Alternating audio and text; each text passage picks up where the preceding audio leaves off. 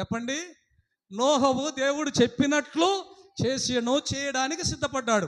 Material తెచ్చుకున్నాడు, కీలు తెచ్చుకున్నాడు. కీలు అంటే సిమెంట్ లాగా కీలు తెచ్చుకున్నాడు.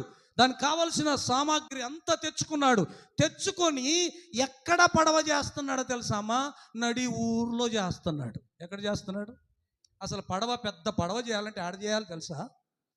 ఇప్పుడు అంటే క్రైన్లు ఉన్నాయి, ఎక్కడ చేసినా తీసుకొని పోవచ్చు. కానీ అప్పట్లో పడవ చేస్తే ఎక్కడ చేయాలా? చిన్నవి అయితే ఎక్కడ పడితే అక్కడ చేయొచ్చు. ఇది 3 అంతస్తుల పడవాయ్. ఎన్ని టన్నుల బరువు ఉంటుంది. దీన్ని ఎక్కడో చేస్తే మళ్ళీ ఎక్కడ తీసుకుపోయి, ఎడ్ల బండ్లా తీసుకుపోలేవు, మనుషులా లాక్కపోలేరు. ఇప్పుడు ఎక్కడ చేయాలి? ఇది సముద్రం ఒడ్డున చేయాలి. ఎక్కడ చేయాలి? ఏటి ఒడ్డున చేయాలి.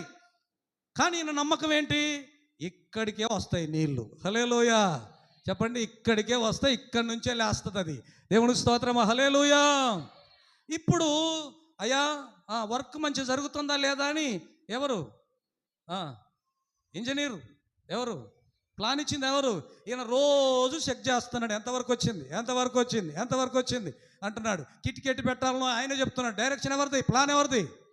పని మాత్రం వీళ్ళది, పైసలు మాత్రమే వీళ్ళవి. దేవునికి స్తోత్రం, హల్లెలూయా.